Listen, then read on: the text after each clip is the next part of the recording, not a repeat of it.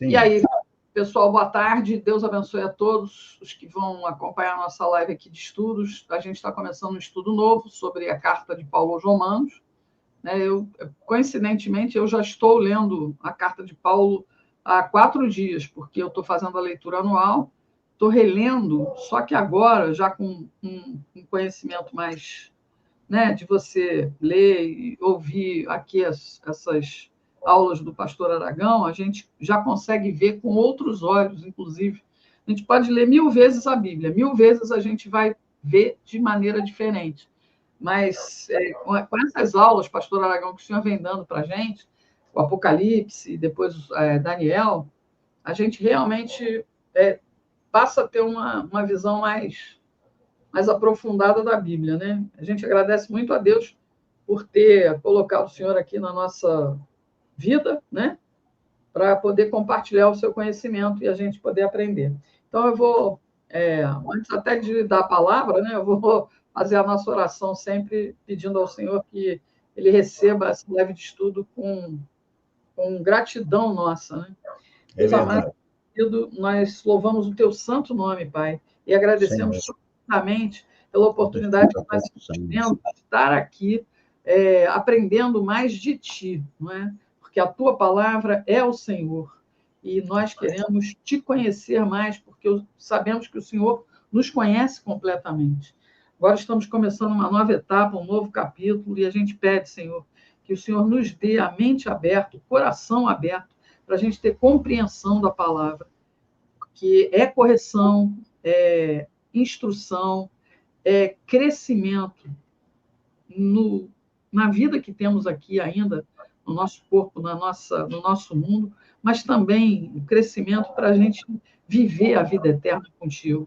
A gente te agradece muito por essa oportunidade. Essa live é sempre para a tua glória, a tua sabedoria. Para que o Senhor, sabe, seja glorificado em toda a terra, para que a gente aprenda a viver conforme a tua vontade. Por isso a gente te pede, Senhor, abençoe esse trabalho, abençoe a vida do pastor Aragão, a família dele, a vida de todos aqueles que vão acompanhar nesse aprendizado, e a minha vida também, que eu coloco em tuas mãos, Senhor. É em nome de Jesus, teu Filho amado, que a gente ora, pede e agradece. Muito obrigada, muito obrigada. Muito obrigada. Amém, amém, amém. Bom, pastor, agora o senhor quer falar alguma coisa antes de eu ler o que pediu para que eu lesse? Não, pode. Deixa eu falar assim, antes de você ler o início. Nós vamos fazer isso todo dia só para ter, porque a carta aos Romanos é importantíssima para quem quer conhecer Bíblia, quem quer ser realmente cristão, quem quer conhecer as nossas doutrinas. Aí eu vou também dizer para os irmãos, muitas vezes vocês vão me ver olhando aqui, porque hoje para Romanos, eu estudei tanta carta aos Romanos, que tudo que eu quero falar, que eu poderia falar, eu anoto na margem, nas entrelinhas da minha Bíblia com caneta vermelha. Então, eu vou seguir minhas anotações, que eu poderia chegar aqui e fazer igual quem faz às vezes. Mas assim, gente, pregar é uma coisa, e eu ensinar é outra coisa, completamente diferente. Eu preciso, às vezes, de ler, alguém fala, pastor Aragão está lendo? Estou sim, por exemplo, está aqui, ó. Antes do versículo 18, está aqui, ó. A condenação, o pecado. Aí eu já botei qual é o assunto que está abordado ali. Aí nós vamos falar sobre isso.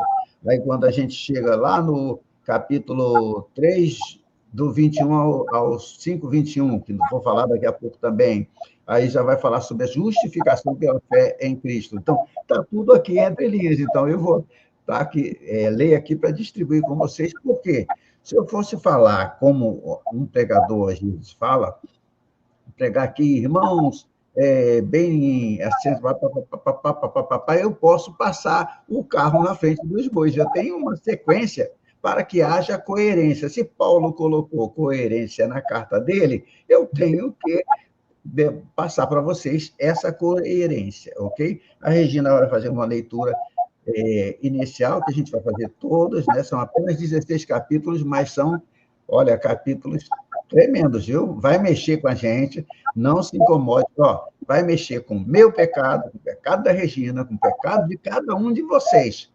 Porque Paulo aí, ele pega a gente, Mas diz que Deus açoita o filho a quem ama, então ainda bem que vamos ser açoitados pela palavra de Deus, e não pela agressão de ninguém, né?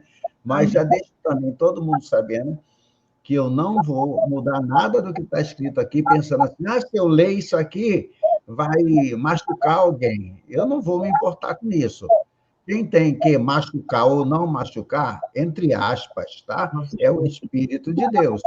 Quando a palavra de Deus ela é verdadeiramente recebida no coração, ela tem dois efeitos. Ela agrada a um tipo de povo e ela desagrada a outro tipo de povo. E se ela desagradar você, não quer dizer que você não seja povo de Deus, não. Quer dizer que possivelmente você está incluído naquele pecado que a Bíblia está falando e que você precisa dar uma olhada para dentro de você e dizer assim, eu tenho que consertar isso. Entendeu? É a gente se examinar. Ela nos ajuda a nos examinar. Então, eu vou dar, depois que a Regina lê agora, eu vou dar uma geral, assim, como se fosse um prefácio para que vocês possam entender o que vai ser abordado. Amém? Sim. Regina? Carta Romanos, 1º capítulo, saudações de Paulo. Eu, Paulo, escravo de Cristo Jesus, chamado para ser apóstolo e enviado para anunciar as boas novas de Deus, escrevo esta carta.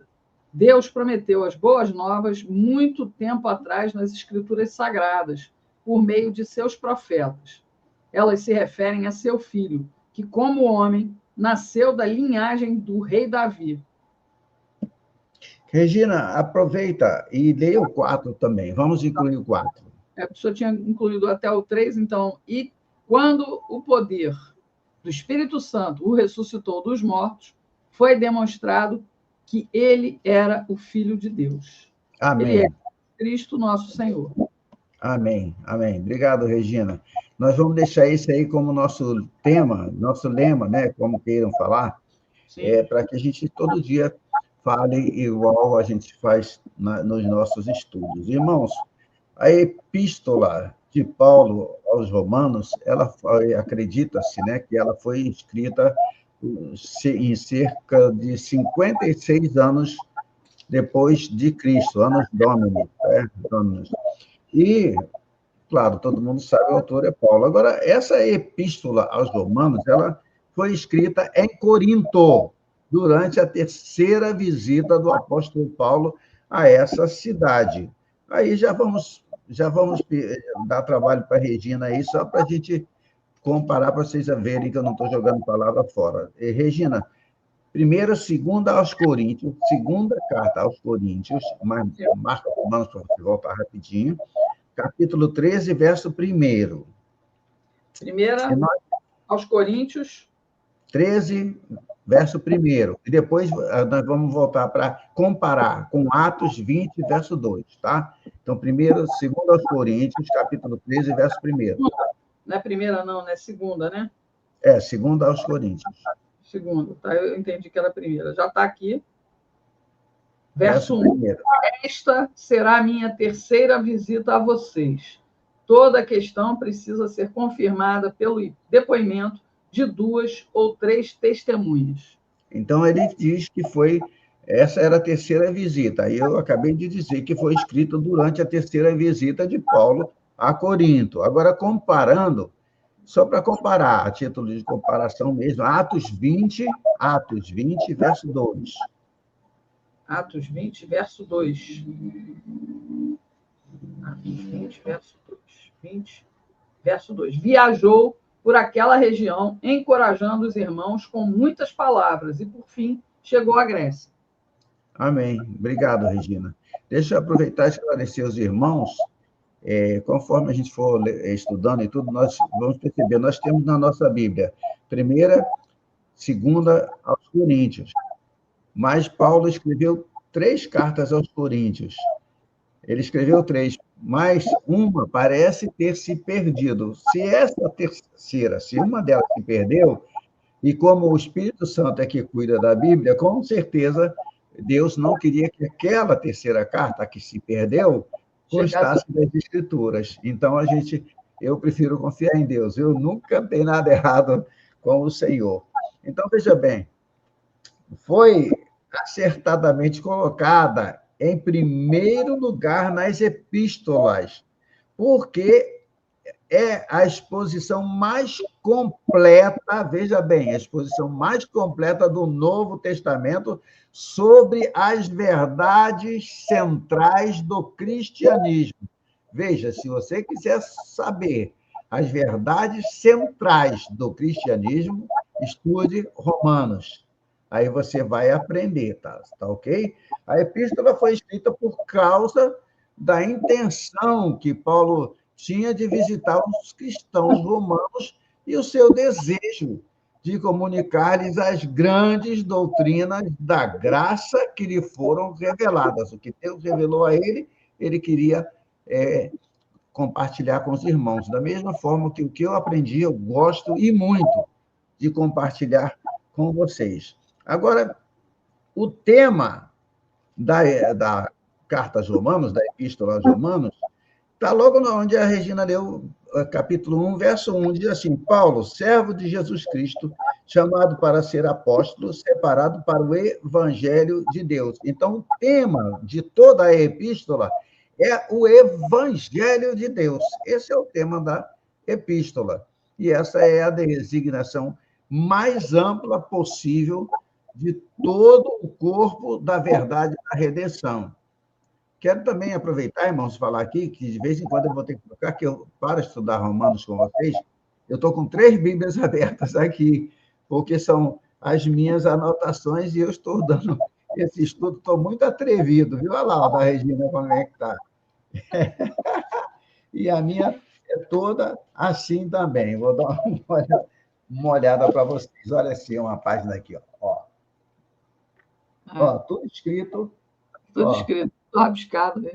Não tem coragem de rabiscar. As suas bem velhinhas, né? Para eu não me perder. Então, o que eu aprendi, eu vou dividir com vocês. Se você aprendeu mais do que eu, ponha nos comentários, que aí vai me ajudar mais ainda, que eu anoto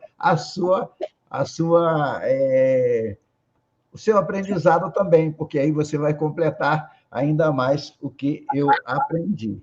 Bom, repetindo, o tema é o Evangelho de Deus. E eu falei que era a designação mais ampla possível de todo o corpo da verdade da redenção. E por que isso tudo? A gente vê em Romanos que ela está relacionada com todo o mundo. Por quê? Com todo mundo, todas as pessoas do mundo. Por quê? Porque está escrito que não há acepção de pessoas. Se não me engano, é capítulo 2, verso 11. Deixa eu ver aqui. Fala sempre dos gentios e dos judeus. Capítulo 2, verso 11. Quer ver? Olha aí. Diz aqui, mas começa no 10, né? Mas a que todos fazem o bem, ele dará glória, honra e paz. Primeiro para os judeus e também para os gentios, pois Deus não age com favoritismo. Isso, não tem acepção de pessoas, então é para todos nós. Tá? Não existe acepção de pessoas para com ele, né? Acerca de ninguém, tanto é que ele salva alto, baixo, gordo, magro, sadio, doente, americano, brasileiro, inglês, francês, italiano, para todas as pessoas. O evangelho é para todos os gentios, né? Ele é o Deus dos judeus e também o Deus dos gentios. Gentios, como está em toda a Bíblia um pouco mais antiga, você pode entender como nações, tá ok? Gentios, a nação que não é israelita, ou seja, você tira Israel, separa Israel e você vai, as outras são chamadas de gentios. Por exemplo, está lá no capítulo 3, 29 de Romanos, 3, 29. Eu leio aqui, Regina, está aberto aqui já. É, porventura, Deus somente dos judeus? Não o é também dos gentios? Sim, também dos gentios. Regina, confirma aí a tua versão diferente, para ver. A minha leitura... Confirmar, 3:29. Afinal, Deus é Deus apenas dos judeus? Não é também Deus dos gentios? Claro que sim. Existe um só Deus e ele declara justos tanto judeus como gentios. Amém? Amém. Não é? Ele é Deus dos gentios, dos judeus, mas é também nosso Deus. Nosso Deus, e foi Paulo considerado o apóstolo dos gentios. Ele foi pregar para as nações, né? Na verdade, irmãos, aliás, da mesma forma, toda a humanidade foi considerada culpada. Toda a humanidade foi considerada culpada. Eu tenho alguma coisa ali para falar daqui a pouco. Está onde? Capítulo 3, verso 19 e verso 23. Vamos lá, Regina, vamos aproveitar que nós estamos na introdução, né? Capítulo 3, 19 e também o 23. Tá. É evidente que a lei se aplica àqueles a quem ela foi entregue, pois o seu propósito é evitar desculpas e mostrar que todo o mundo é culpado diante de Deus. E o 23 diz assim: pois todos pecaram e não alcançam o padrão da glória de Deus. Amém. Vocês podem ver que Paulo não alisa ninguém, ele não passa pano quente em ninguém. Todos pecaram e carecemos da glória de Deus. E uma justificação foi revelada suficiente para as necessidades do homem e recebida apenas mediante a fé.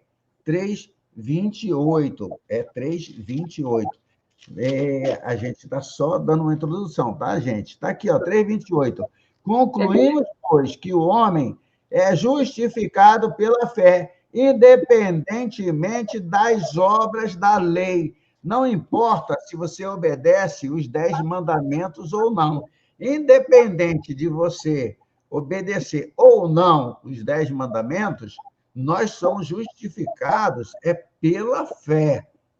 Você pode chegar e dizer assim, são 10, eu obedeci os 9. Por causa daquele um que você não obedeceu, você vai para o inferno. E eu também. Entendeu? Se o padrão fosse esse. Mas o padrão não é pela... O versículo diz assim, olha, pela graça sois salvos, pela graça. E isso por intermédio da fé. Então, quem salva é a graça. Mas por intermédio da fé. Digamos que você esteja à beira de um abismo e do lado de lá do abismo é a graça. Para você ser salvo, você tem que chegar lá, do lado de lá. Mas o que você tem que ter? No mínimo, uma ponte para atravessar esse abismo e chegar à graça para ser salvo.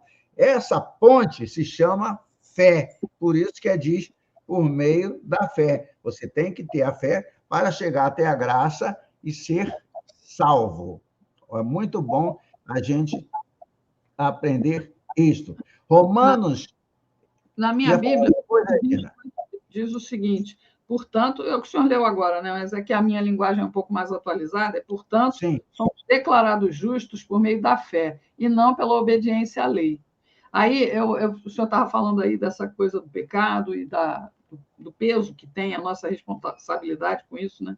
Aí a gente entra logo no 4, que a gente não vai falar agora, mas eu já devo adiantar, porque hoje eu li o capítulo 4, aí eu selecionei aqui, né? Como são felizes aqueles cuja desobediência é perdoada, cujos pecados são cobertos.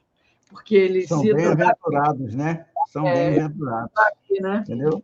Todavia, eu também estou no Salmos. Ele perdoa.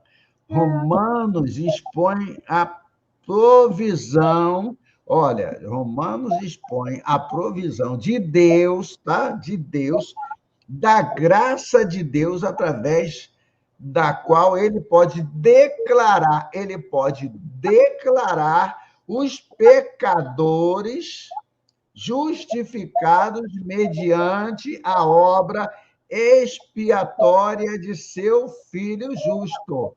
Nós todos estávamos na beira do abismo, indo para o inferno, éramos injustos, éramos destituídos, estávamos destituídos da glória de Deus, da graça de Deus, de tudo. Só que o Senhor, ele tinha que ser satisfeito, ele precisava ser satisfeito. Satisfeito como? Aí fala da lei. A lei, vamos só resumir, a lei são os 10 mandamentos. Claro que esse foi o que Deus entregou nas mãos de Moisés. Agora, Depois, os sacerdotes, os doutores da lei, acrescentaram mais de 600 mandamentos. Mais de 600. Então, veja só como é que é praticamente impossível a gente ser salvo pela lei. Tem gente que não gosta, deixa eu me ouvir, eu acho aqui rapidinho, para mostrar para vocês, porque existem também judeus messiânicos, eles vão muito pelo Antigo Testamento, entendeu? E o Antigo Testamento vale? Vale sim, sem o Antigo Testamento a gente não entenderia a Bíblia. Mas por quê? Porque então nós temos um Novo Testamento. Por quê? Por que isso? Então, eu quero ver se eu acho aqui rapidinho. Leis na mente sem lembrança dos pecados. Aham.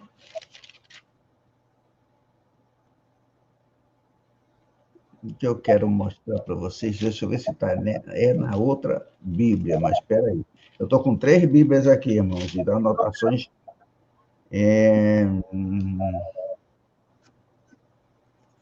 Capítulo 10.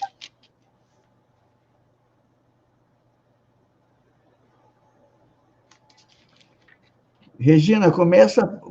Vai para Hebreus, por favor. Hebreus. Capítulo 10. Uhum. Isso aqui eu gosto muito. Versos 35 de Hebreus até o 39. Até o 39. Ok. 35 até o 39. Por isso, não abram mão da confiança que vocês têm. Ela será ricamente recompensada. Vocês precisam perseverar, de modo que, quando tiverem feito a vontade de Deus, recebam o que ele prometeu. Pois ele, em breve, muito em breve, aquele que vem, virá, e não demora. Eu vou ler esse capítulo de novo, que eu errei aqui. Pois em breve, muito em breve, aquele que vem, virá, e não demorará. Mas o meu justo viverá pela fé, e se retroceder, não me agradarei dele. Nós, porém, não somos dos que retrocedem e são destruídos, mas dos que creem e são salvos. Amém. Você vê aí que nós somos, ele deixa bem claro, o meu justo viverá pela fé. Aí tem um aviso para nós também, que a Regina leu aí. Se retroceder, então nós não podemos retroceder, porque ele falou o meu justo. Justo não retrocede. E se retroceder? Se retroceder, nele não se compraz a minha alma. Deus falando. Nós, porém, não somos dos que retrocedemos para a perdição. Somos, entretanto, da fé para a conservação da alma. A Bíblia fala, inclusive, aqui em Hebreus, não vamos agora, que depois nós abordaremos esse assunto, diz que a lei ela não serviu para salvar ninguém. A lei, eu vou generalizar, tá bom? Quando o judeu fala a lei, ele fala a Torá. A Torá são os 5 primeiros livros de Moisés. Mas, se for considerar a lei generalizando, você vai de Gênesis até, eu falei de Gênesis até Malaquias.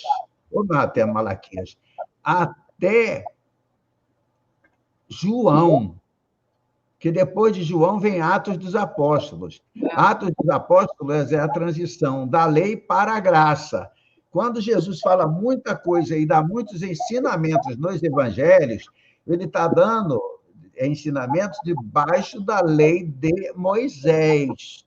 Ele veio para cumprir. Ele diz: eu não vim revogar a lei, mas cumpri-la.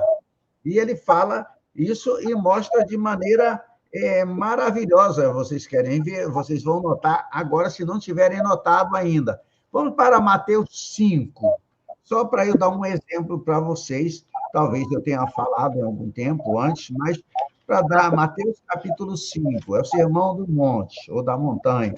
Está aqui. Está aí?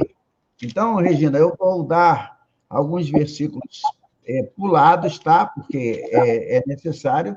Capítulo 5, todo mundo conhece que do verso 1 até o verso 12, ele vem falando das bem-aventuranças. Sim. Aí fala depois que nós somos o sal da terra, sois a luz do mundo. Agora vou pedir a Regina para ler, olhem só, se vocês não repararam ainda. Eu acredito que muita gente reparou. Regina, 5, 21. É Jesus falando, tá? 5, verso 21. Vocês ouviram o que foi dito aos seus antepassados: não matarás, e quem matar estará sujeito a julgamento. Agora, leia o 22. Prestem atenção no 22. Mas eu lhes digo que qualquer que se irá contra seu irmão estará sujeito a julgamento. Também, qualquer que disser a seu irmão, racá, será levado ao tribunal. E qualquer que disser louco, corre risco de ir para o fogo do inferno. Amém. Esse racá aí é tolo, chamar de tolo. É um insulto, se você insultar. Aí, olha só o que acontece. No verso 21, está escrito assim: ouviste que foi dito, foi dito. Aí no verso 22, na minha versão aqui, para ficar mais claro para vocês, está assim: eu, porém, vos digo. Quando você fala assim, é porque você vai mudar o que foi dito antes, ok? Então, quando Jesus fala, eu, porém, vos digo, que todo aquele que sem motivo se irá contra seu irmão, aí ele está modificando o que foi dito no verso 21, ok? Os irmãos entenderam isso? Vamos ver outro versículo aí. Mesma coisa. Prestem bem atenção, que depois eu vou acrescentar alguma coisa aí. Verso 27, Regina. Vocês ouviram o que foi dito: não adulterarás. O que foi dito. Agora, verso 28. Mas eu lhes digo: qualquer que olhar para uma mulher para desejá-la, já cometeu adultério com ela no seu coração.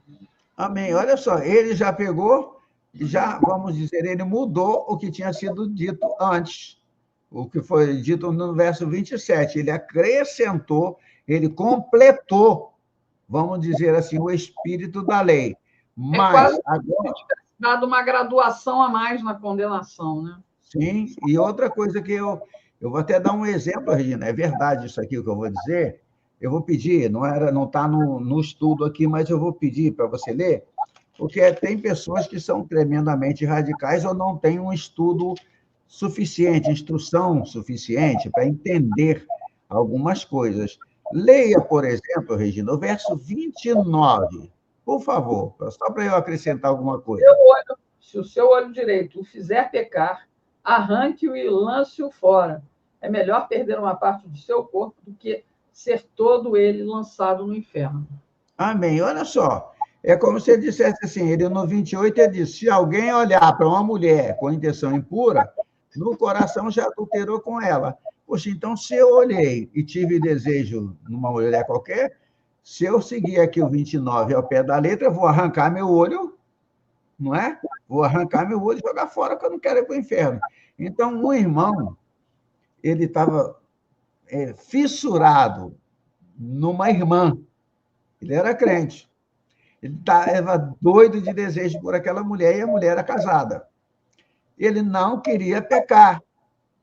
Sabe o que ele fez? Ele pegou a faca e cortou fora. Meu Deus! Depois que ele cortou fora, que ele viu, caiu em si e teve que correr com o hospital para ver se o hospital conseguia colocar de novo no lugar. Não foi isso que Jesus quis dizer. Você vê uma ignorância muito grande, mas que muitos podem cair numa besteira dessa. Há uma pessoa muito radical, muito fanática, né? Vamos dizer assim. Mas depois que ele cortou fora, o fanatismo dele caiu por terra, por terra. Agora, eu tenho... É até importante que se diga isso. O fanatismo não é amor sincero a Deus. Não é. Eu tenho uma dúvida. É um desequilíbrio mental. Sim. O fanatismo leva a leva aos extremos. E isso não agrada a Deus. Não, de jeito nenhum. Aí eu vi uma explicação disso aqui, Regina, muito boa. Eu achei, acredite se quiser, eu achei uma Bíblia, não é bem uma Bíblia, não, é um Novo Testamento, chamado, o título dela, Bíblia Fácil. Bíblia Fácil. Eu achei no lixo. Essa Bíblia Fácil foi escrita por um padre. Olha só que legal, eu gostei muito. Quando ele chega nesse versículo, se teu olho direito faz tropeçar, arranca-o. Ou então, se tua mão te faz pecar, arranca o teu braço. Aí ele explica assim, gente, isso aí quer dizer o seguinte, o padre está explicando. Se você tem um amigo que te afasta da presença de Deus, é melhor você perder essa amizade do que manter essa amizade e perder a presença de Deus na tua vida. Ele explicou direitinho. Não é? Se você tem um trabalho, e esse trabalho te afasta da presença de Deus, é melhor você ficar desempregado, mas com Deus. Eu dou um exemplo real agora, tinha na minha igreja um pastor muito amigo, já falecido, já dorme no Senhor, pastor Manuel Amâncio. Ele trabalhava, quando ele se converteu, ele tinha um bar, só vivia gente bêbada no bar dele. Só que o entendimento dele, ninguém mandou, nem o pastor falou nada, foi iniciativa própria dele. Ele falou assim, puxa, mas eu estou ajudando as pessoas a se matarem com esse meu trabalho aqui, mas é o sustento da minha casa. Aí orou ao Senhor, querendo trocar de trabalho, porque ele disse que não conseguiria, sendo crente, manter aquele trabalho. O que o pastor Manuel Amâncio fez? Ele orou, resolveu ser. Aí ele falou que foi ler a Bíblia, aí viu que Jesus era carpinteiro, e o pai de Jesus era carpinteiro. Ele falou: vou aprender a ser carpinteiro. E na época dele já chamava, porque é diferente o carpinteiro de agora do daquele tempo. Naquele tempo seria mais o marceneiro, ele construía casa, construía tudo, móveis. Aí o pastor Manuel Amâncio falou assim: eu vou aprender marcenaria e vou ser o que Jesus era, ser carpinteiro.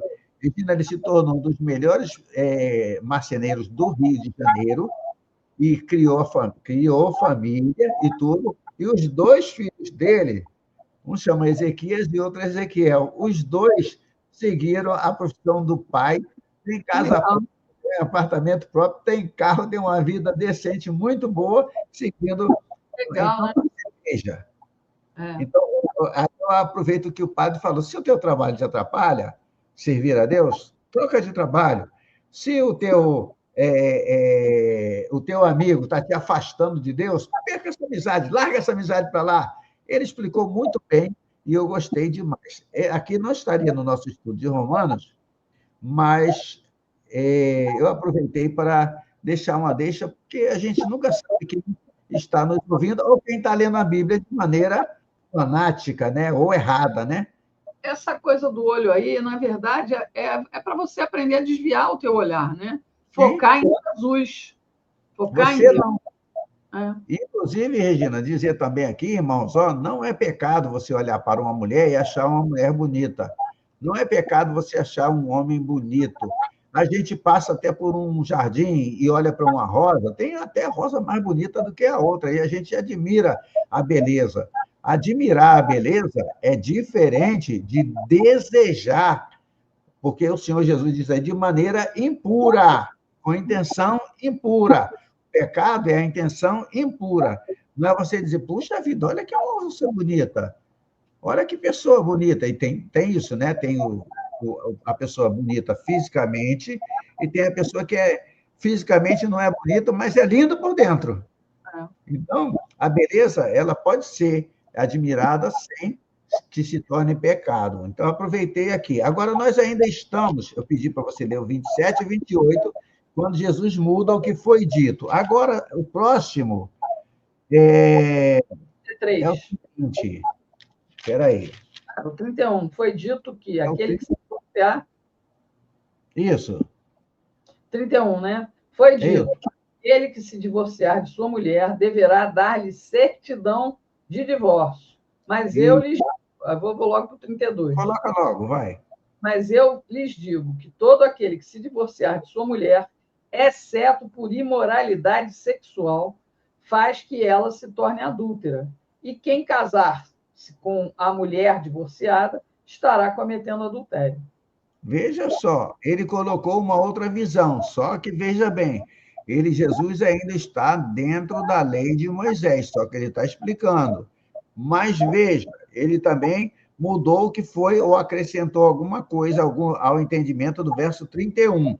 Agora, leia o 33, Gigi, leia o 34 também. Vocês também ouviram... 34, 30 Espera aí, deixa eu completar, senão... Até o 36, do 33 ao 36. Ok. Vocês também ouviram o que foi dito aos seus antepassados. Não jure falsamente, mas cumpra os juramentos que você fez diante do Senhor. Mas eu lhes digo, não jurem de forma alguma, nem pelo céu, porque é trono de Deus, nem pela terra, porque é o estrado de seus pés, nem por Jerusalém, porque é a cidade do grande rei.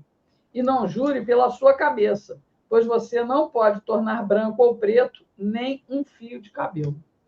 Amém. Veja só, no 31 ele diz, olha, foi dito e você não pode jurar. Você não vai jurar falso, você não vai jurar. Você vai cumprir rigorosamente para com o Senhor os seus juramentos. Então, no 33, estava escrito, você pode jurar, só que tem que cumprir o juramento. Já no 34, Jesus diz, olha, de modo algum jureis, você não deve jurar de jeito nenhum. Ele desdisse o que estava no 33. Agora, deixe-me ver aqui, verso 43, Regina, para a gente ganhar tempo. Vocês ouviram o que foi dito: ame o seu próximo e odeie o seu inimigo. Mas eu lhes digo: amem os seus inimigos e orem por aqueles que os perseguem. Amém. Olha só, agora eu faço uma pergunta para vocês. Se o que está no versículo que Jesus desdisse, se fosse a palavra de Deus, ele poderia mudar? Não. Não. Então ele mudou porque não era a palavra de Deus. Era o ensino dos mestres da lei. Eles diziam. E por que também que a gente sabe que não é a palavra de Deus? Vocês se lembram da tentação de Jesus? Quando Satanás tentou Jesus, 40 dias com fome, ele pega pedras e diz assim: se tu és o filho de Deus, transforma essas pedras em pães e come, mata a tua fome. Aí Jesus diz assim, ó, Satanás, ele não disse assim, foi dito, o eu te digo. Ele disse, está escrito, nem só de pão viverá o homem, mas de toda a palavra que procede da boca de Deus. Quando ele se refere à palavra de Deus, ele diz, está escrito. Satanás depois pegou, muita gente não sabe, né? Satanás pegou Jesus e levou ao dos mais altos montes da terra e mostrou toda a glória do mundo. Aí falou assim para Jesus, olha, se você se ajoelhar aí e me adorar, eu te darei tudo isso, toda essa glória será tua. E aí você pode perguntar, pastor Aragão, e ele podia dar?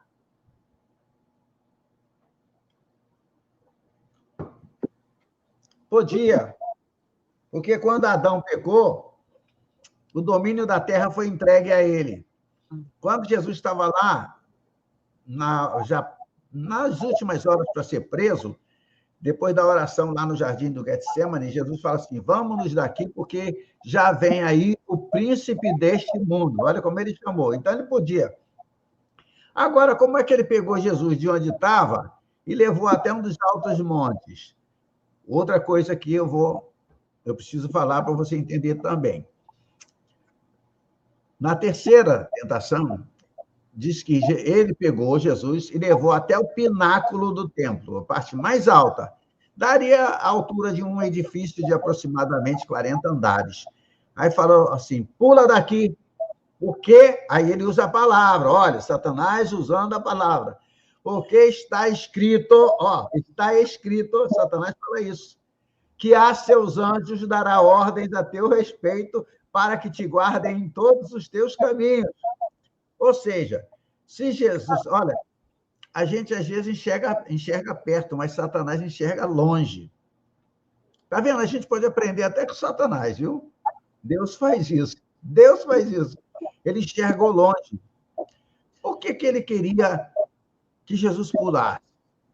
E usa a palavra de Deus. Agora, vou voltar um instantinho para você me entender. Porque eu me perguntei, como é que Satanás levou Jesus? Está lá em Ezequiel 28, que ele era um querubim ungido. Aí, você vai lendo a Bíblia nos Salmos, está dizendo assim, sobre Jesus, ó, ele montou nas costas de um querubim e voou nas asas do vento. E Satanás era um querubim. Tá aí como é que ele pôde carregar Jesus para lá. Tá? Você pode prestar atenção nisso. Agora, voltando à pergunta, a última pergunta que eu fiz. Por que ele disse para Jesus pular? Se Jesus pulasse, Jesus não morreria, porque cumpriria a Bíblia, porque está escrito que a seus anjos dará ordens a teu respeito, Jesus não ia morrer. Ele ia cair aonde? No pátio do templo, onde estavam todos os principais dos judeus, sacerdotes, sacrificando. Eles iam ver Jesus cair daquela altura, em pezinho ali, sem se machucar. E a esperança do judeu era que o Messias, por isso que eu disse que Satanás enxerga longe, o Messias viria do céu para libertá-los do domínio romano. E o que acontece? Se Jesus caísse ali vivinho, eles muito provavelmente iam crer e ver que Jesus era o Messias.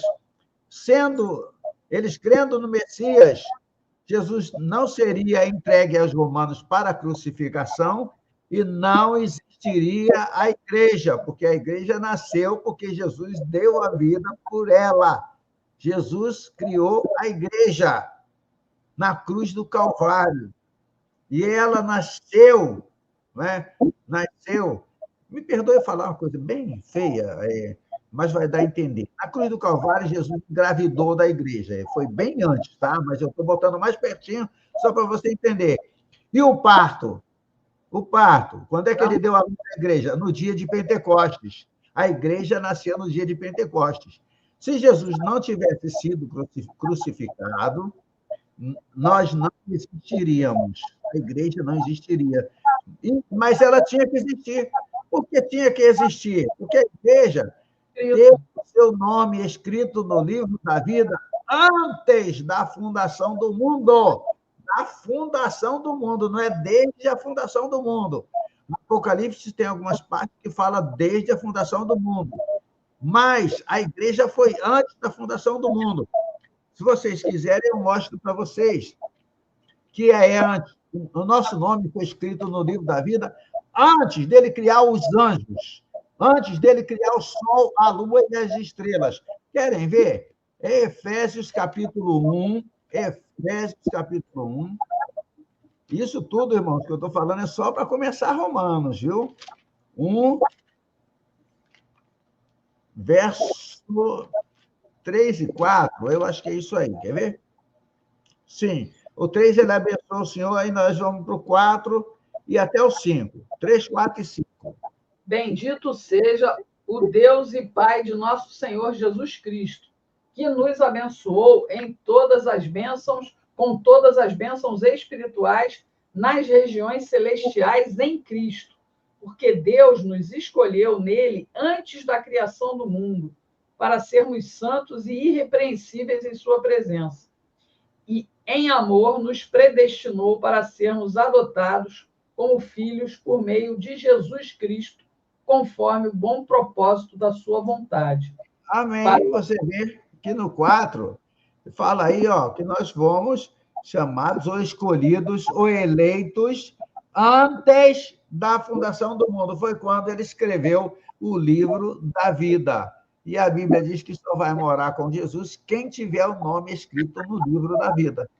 Agora, eu me pergunto aqui, Satanás, quando tentou Jesus, ele conhece a palavra tanto quanto Jesus. Sim. Ele não sabia que ele ia dizer não? Não, porque ele não é onisciente. Ele acreditou, sabe em quê? na humanidade de Jesus, porque quando Jesus ele veio para cá, ele, vamos dizer assim, deixou sua glória lá e se revestiu de humanidade. Ele queria fazer Jesus, por causa, vamos dizer, para não sofrer na sua carne, que Jesus pegasse a sua própria divindade, se defendesse com a divindade. Mas Jesus não usou a sua própria divindade para se defender de Satanás em momento nenhum. Ele usou, foi o poder do Espírito Santo. Como qualquer homem pode usar. Isso é para dar esperança para nós, irmãos. Porque lembra quando Jesus foi batizado? Jesus estava na terra, João Batista batizando ele, e o próprio João Batista viu o céu se abrir e o Espírito Santo tomando a forma de uma pomba, e eu vou frisar uma coisa aqui, não de uma águia, tem muito crente dando valor demais à águia. A águia é bonita, é imponente, mas é uma ave de rapina, é considerada animal imundo, não poderia representar o Espírito Santo. Deus escolheu uma pomba. E ali não era simbólico, não. O Espírito Santo tomou a forma de uma pomba e veio sobre Jesus. E quando veio sobre Jesus, quem viu isso? João Batista. Aí ele ouviu, João Batista, uma voz do céu, o Pai, que dizia, olha, essa é uma prova da Trindade. E o Pai, no céu, falando, este é o meu filho, em quem tenho prazer, a ele ouvir. Então, Deus, o Pai, falando no céu, o Espírito Santo, na forma de uma pomba, descendo sobre ele, e o Filho sendo batizado. Olha a Trindade Santa aí. Para quem quiser ver, não sei como alguém pode contestar a existência da Trindade. São três ali. Então, meus amados, a gente pôde ver que o Senhor Jesus jamais mudaria a palavra de Deus. Está escrito. Satanás, quando ele pediu, ele levou até os altos montes, mostrou, pediu adoração. Aí Jesus responde, Satanás, está escrito, somente ao Senhor Deus, ao Senhor teu Deus, adorarás, prestarás adoração. Aí Satanás sai fora. E quando ele pula, manda pular, ele também diz, está escrito, tá? Sempre está escrito. É a palavra de Deus. Nessas passagens que eu mostrei para vocês em Mateus, está lá, foi dito, foi dito, foi dito, ou seja, foi ensinado pelos sacerdotes que a gente sabe até hoje que eles não eram boa coisa, né? Boa coisa. Veja, Romanos expõe a provisão divina da graça de Deus. E quando eu lembro de provisão divina, eu lembro de Spurgeon, Regina, porque ele fala, eu já falei aqui numa live dessas aí anteriores, Spurgeon diz, olha, se você for uma sardinha, a graça de Deus é todo o Oceano Atlântico. Então, você vê o que é a graça de Deus. É infinitamente maior do que a gente pode sequer imaginar. E foi através dessa graça de Deus que o Senhor declarou os pecadores justificados, os pecadores, mediante a obra expiatória de Jesus. E ela, a carta, prossegue, meus amados, expondo a natureza da nova vida que todas as pessoas justificadas podem desfrutar. Quem realmente se entregou a Jesus vai ter uma nova vida, uma vida justificada. Nós podemos desfrutar. Mas, pastor, é muito difícil obedecer a Bíblia. Realmente, concordo. Na nossa carne é muito difícil, na nossa sabedoria, no nosso entendimento é muito difícil. Mas, através do poder do Espírito Santo que habita em nós, nós podemos cumprir isso. Nós podemos. Tá? A seguir, irmãos, a epístola revela a sabedoria e a graça soberana de Deus operando o propósito de Deus através da infidelidade de Israel. Israel se mostra infiel. Nós vamos estudar capítulo 9, 10 e 11. 9, 10 e 11 mostra o passado de Israel, o presente de Israel, o passado e o presente de Israel é infiel. E o futuro de Israel, quando Israel vai se converter. Então, Deus usa tudo isso, até a infidelidade de Israel, para nos abençoar, para abençoar a igreja. Como quem dissesse assim, se quando Israel era infiel, Deus abençoou tanto a igreja, imagine quando Israel for glorificado. Estou me referindo à nação, toda a nação. Aí, a carta Paulo conclui a carta impondo a todos os cristãos, olha, falava um pouco pesado, né? A todos os cristãos a obrigação de recipientes, ou seja, nós somos vasos, recipientes das misericórdias de Deus. Eu e você somos recipientes das misericórdias de Deus. Alguma finalidade? Sim, com a finalidade de viver vidas de serviço consagrado. Agora, a expressão-chave do livro de Romanos, da carta de Romanos, é a justificação de Deus.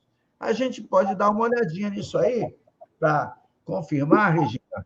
1,17, capítulo 1,17. Olha, eu estou indo certo, porque foi o que eu separei, viu? Tá vendo? Sem antes da aula. As boas novas revelam como opera a justiça de Deus, que, que do começo ao fim, é algo que se dá pela fé, como dizem as Escrituras: o justo viverá pela fé. Amém. O justo viverá da fé, pela fé. E foi esse versículo, Regina, exatamente, ele está sendo repetido aí, foi esse versículo, lendo esse versículo no Antigo Testamento, que São, meu Deus, agora, peraí, Santo Agostinho, chamado assim pela Igreja Católica, e nós conhecemos como Agostinho, bispo de Hipona, ele se converteu, ele era um monge católico, e foi o tempo que se cobrava para perdão de pecados, eles eram espertos, né? Até lá entre os judeus, entre os sacerdotes, tinha isso. E aí, quanto é que custa, quanto que eu tenho que depositar no gasofilácio aí para ser perdoado de um pecado de assassinato? Custa aí $1 milhão. Bota $1 milhão aí que você vai ser perdoado. Aí pode matar. Aí era assim. Aí de adultério e tudo, cada um tinha seu preço. Aí Santo Agostinho, quando ele reparava isso, o Agostinho de Hipona, e ele viu o seguinte: não, peraí, eu não preciso pagar nada para ter o perdão do meu pecado. O justo viverá da fé. Ele se converteu quando leu esse versículo. Aí realmente ele foi ter muito mais cuidado com traduzindo a Bíblia. Ele descobriu esse versículo traduzindo a Bíblia, porque na época dele as missas eram rezadas em latim. E ele, na Alemanha, ele dizia, não, tem que ser rezado em alemão para que o povo entenda. Se rezar em latim, o povo não fala latim, ninguém vai entender nada. Isso é verdade, Regina, porque eu me lembro que eu era criança e eu era católico, e eu ia à missa, no meu tempo, era rezada em latim. Eu só tenho 70, e estou indo para 72 ainda, em janeiro. Então, 71, então não foi até muito tempo atrás, não. Era rezada em latim. Então, ele fez aquilo, ele traduziu a Bíblia para o alemão e colocou 95 teses, onde a Igreja Católica estava fora do padrão bíblico, e foi lá na Catedral de Wittenberg, onde ele servia, e pregou na porta. E aquilo ali foi que causou a reforma religiosa a partir dele, tá? Não pensem que foi apenas Martim Lutero. Martim Lutero na Alemanha, Zwinglio na Suíça e João Calvino na França, e depois João Calvino ficou mais tempo em Genebra. Os 3 maiores reformadores, mas tiveram muitos outros, já foi caminhando para a reforma já antes deles, 100 anos antes de Martim Lutero nascer, tinha João Hus. João Hus foi queimado porque estava pregando o verdadeiro evangelho. E ele falou assim, olha, João Hus, lá para ser queimado, olha, vocês estão me queimando hoje, mas daqui a 100 anos nascerá um, e a esse vocês não conseguirão queimar. Ele estava falando do nascimento de Martim Lutero, entendeu? Aí você já pode ter uma ideia de como foi caminhando até a reforma religiosa. Agora, voltando aqui no nosso prefácio de Romanos, tá? A epístola de Romanos, prestem bem atenção. Quem puder anotar, anote. Quem puder agora, depois assista de novo e anote. Eu vou dar, no geral, um pouquinho resumido, mas tem mais. A epístola aos Romanos pode ser dividida da seguinte forma. Eu anotei aqui, ó. Introdução e tema. Do capítulo 1, do verso 1 até o 17. Ok? Primeiro, isso aí é só introdução e tema. O que Paulo vai fazer aí é uma introdução e dá o tema. Agora, primeira parte. Todo mundo é culpado diante de Deus. Então, como é que você chega a isso? Você leia do verso 1, 18, do verso 18 do capítulo 1, até o capítulo 3, verso 20. Você vai reparar que no verso 20 todo mundo é condenado. Todo mundo é condenado. Fala da condenação. Tá? Fala da condenação. Segundo, justificação, segunda divisão. Quando você lê a partir do capítulo 3, 21, vai até o 5, 21, você estará lendo sobre a justificação pela fé em Cristo. Quando você ler os capítulos 6, 7 e 8, você estará lendo sobre a santificação através da união com Cristo em sua morte e ressurreição. Quarta divisão. A gente vê os capítulos 9, 10 e 11. Vai tratar do problema da incredulidade dos judeus. O que eu falei aqui ainda agora. 9, passado de Israel. 10, presente de Israel hoje. E 11, futuro de Israel.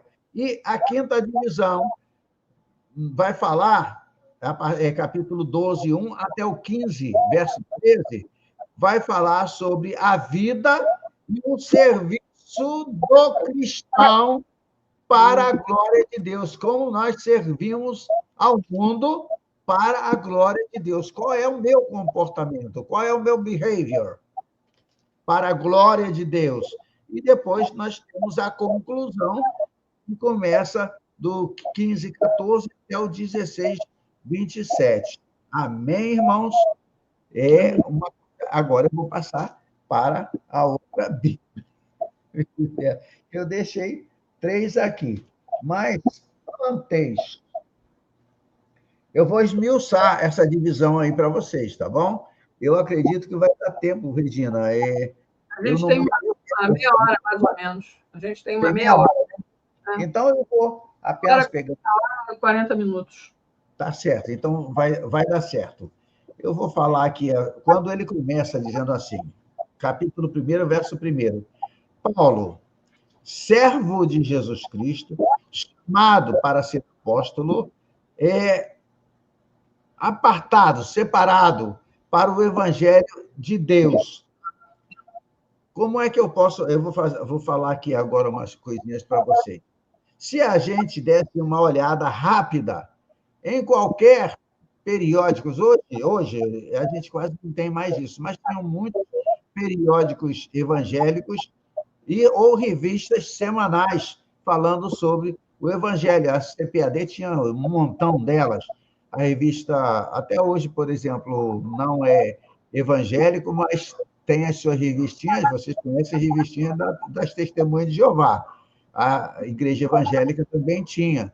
Tinha uma, por exemplo, o nome dela era A Seara, e era muito boa. Então, se a gente desse uma olhada numa revista dessa, nos periódicos daquele tempo, nós nos lembraríamos que no nosso mundo a maioria das notícias mais... Opa, pastor, não concordo. Eu respeito, tá? A maioria das notícias do mundo são mais. E parece que está piorando cada dia que passa. Assim eu vejo, tá? Até hoje. Eu não preciso olhar periódico, eu não preciso olhar revista, basta acompanhar as notícias através das redes sociais, que a gente vai ver aí que as coisas estão piorando cada dia que passa. E o que está, meus amados irmãos, acontecendo em escala nacional e mundial não é mais do que a ampliação do que acontece ao nível da vida de cada indivíduo, o que acontece na nossa vida. Só que, à medida que aumentam os problemas, animosidades e temores pessoais, também acontecem essas mesmas realidades na sociedade humana em geral. Os seres humanos, não é, se encontram debaixo... Agora eu vou aprofundar um pouquinho porque que Paulo ele é categórico aí na carta aos Romanos. Quando os seres humanos se encontram... Aliás, quando não eles, os seres humanos, se encontram debaixo de um cimento, eu quero dizer cimento mesmo, uma coisa que cola, que prende, um poder aterrador que nos prende, que nos aferra dentro de nós, dentro do nosso ser. Se todos nós temos esse poder, Paulo, lá no capítulo 7 de Romanos, você vai ver o seguinte, ele diz assim, quando eu queria fazer o bem, eu já tinha feito o mal. Aí ele dá uma desculpa, ele fala assim, não eu, mas o pecado que habita em mim. O pecado é coisa boa ou coisa má? Coisa má. Então, o que acontece? Se esse poder está dentro de nós e nós não vigiamos, nós não controlamos ou não procuramos controlar de nenhuma maneira, ele nos impulsiona para uma autodestruição, uma ou de outra forma. Esse poder a que eu estou me referindo é o pecado, que nunca deixa de ser uma má notícia para todos nós. É uma notícia ruim. O pecado era uma má notícia em todas as... Ela não é uma má notícia em todas as dimensões da nossa vida, meus irmãos. Entre algumas das consequências do pecado, se encontram 4 subprodutos que garantem miséria e pesar para o mundo escravizado. 4. E eu vou falar agora um pouquinho sobre elas. Primeiro, o pecado tem em sua raiz mesma. Você pode até nem ser assim, mas às vezes eu olho que a gente, sei lá, eu acho que todos nós somos. Se eu estiver errado, me perdoem, tá? A raiz do pecado está no egoísmo. Nós pensamos mais em nós do que em qualquer outra coisa. Entendeu? Eu penso assim, mas você tem a sua própria opinião. O elemento básico da natureza humana, da natureza caída, é a sua exaltação de si mesma. Como assim, pastor? Ela procura exaltar o ego individual, ou seja, o nosso eu. Eu faço, eu falo, eu fiz, tudo eu. Pode falar, Regina. E o egoísmo, ele é muito facilmente identificável quando você usa a falsa modéstia, quando você usa a falsa humildade. E isso é perceptível. A gente sente quando a gente está sendo falso humilde.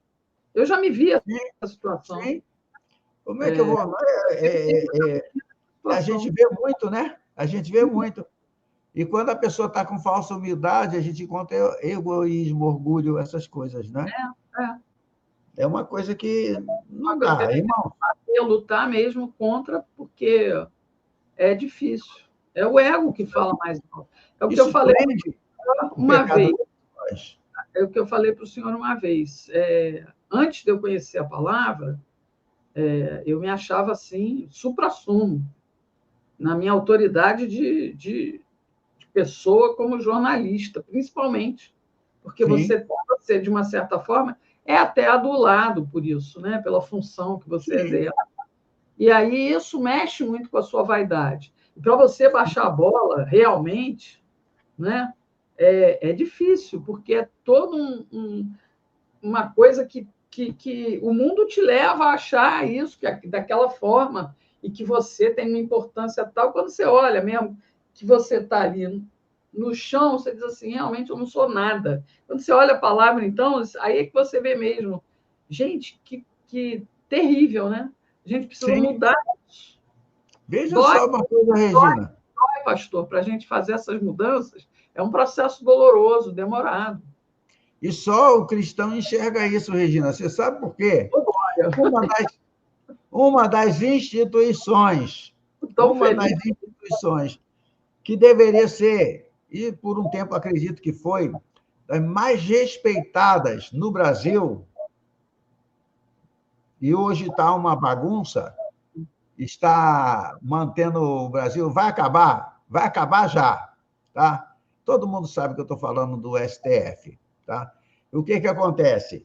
Todo brasileiro tinha orgulho de ter uma Suprema Corte, a gente achava que o cara que entrava lá era o máximo, tinha que saber tudo de direito e tudo. Aí, se a gente olhar hoje, o que é que destruiu o STF? Eu não estou falando a instituição, mas as pessoas. O egoísmo. Cada um quer tudo para si. A vaidade. Vaidade. Eles querem... Não, eu mando, eu desmando, eu prendo, eu solto, caramba, eu vi alguém falando aí que até o tratamento de câncer terminal de uma senhora, o camarada cortou. Isso é assassinato. O Daniel Silveira está quase morrendo. Ele passou por uma cirurgia, voltou para a cadeia, não pode se tratar e recuperar em casa. Ele está quase morrendo. Enquanto então, veja só, se não é egoísmo. O cara vai estar satisfeito.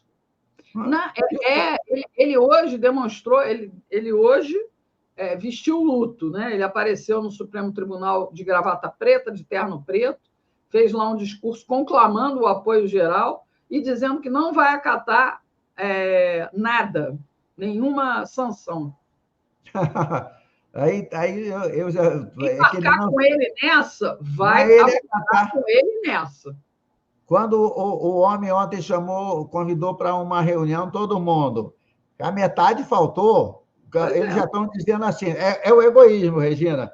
Olha, eu estava me dando bem com você, eu estou com você, agora eu vou me ferrar igual você, então se ferra você sozinho. Porque só o presidente da casa tem um bem lá, um bem imóvel que custa 22 milhões de reais. E ele vai perder, ele está sôfrego, né? Porque ele sabe que ele vai perder. Eles estão pensando, Regina.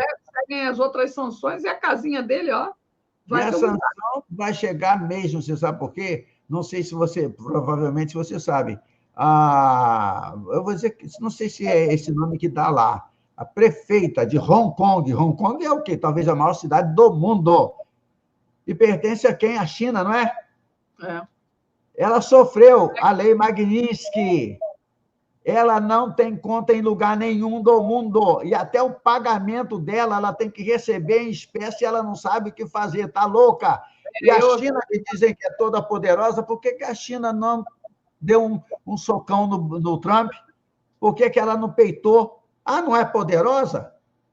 Não adianta, não adianta.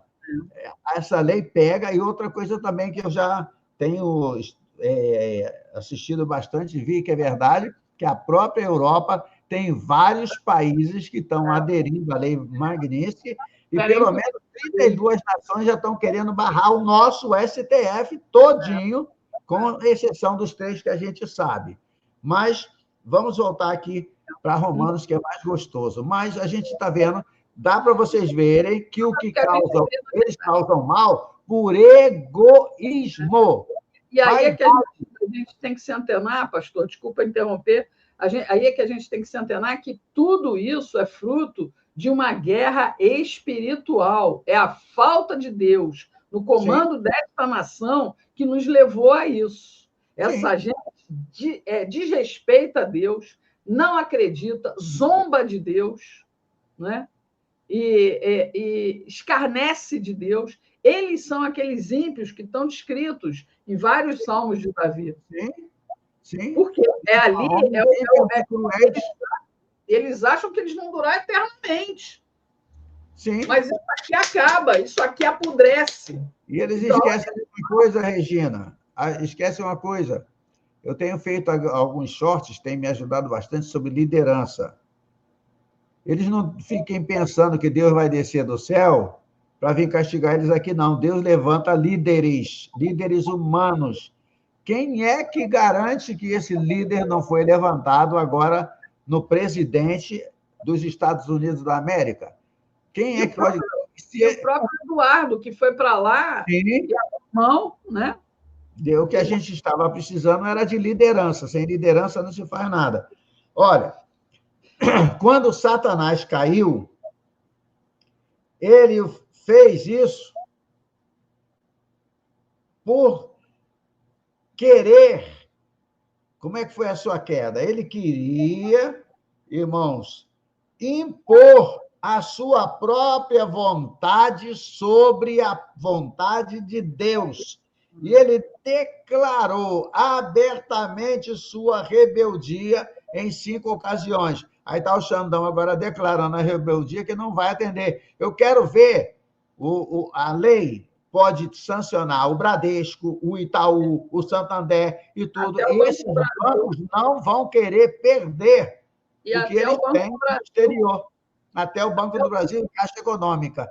Então, você acha que esses bancos vão querer perder por causa de um maligno, de um ímpio e cruel? Não vão, duvido. Porque é o egoísmo, o amor, é o amor, ó. É a bravata do primeiro dia. Não é? Olha só. Aí, olha, ele declarou, Satanás, a sua rebeldia em 5 ocasiões. Ponham entre aspas, tá? Eu vou citar aqui. Eu anotei aqui. Subirei ao céu. Fecha aspas. Abre aspas. Levantarei o meu trono. Fecha aspas. Abre aspas. Me sentarei sobre as alturas. Fecha aspas. Abre aspas. Aí tudo tem reticência porque eu estou cortando o versículo, tá? Subirei e serei semelhante ao Altíssimo. Fecha aspas. Abre aspas. Me sentarei sobre as alturas. Ah, não, já falei. E isso, sabe onde você acha? Em Isaías 14, versos 13 e 14. Se a Regina achar que é conveniente a gente ler, Isaías 14, 13 e 14. As 5 ocasiões em que Lúcifer declarou ou mostrou a sua rebeldia. Você que dizia no seu coração, subirei aos céus, erguerei o meu trono acima das estrelas de Deus. Eu me assentarei no monte da Assembleia, no ponto mais elevado do Monte Santo, subirei mais alto que as mais altas nuvens, serei como Altíssimo. Amém? Mas, Amém? mas aí eu gosto mais as profundezas do Sheol, você será levado e irá ao fundo do abismo. Então, meu filho, você pode não gostar da lei Magnitsky, mas ela não vai pegar a ti e mais os teus amigos aí, tá bom? Agora, Satanás era muito invejoso, não de Jesus, ele tinha inveja mesmo, era do Senhor, né? era verdade, verdade.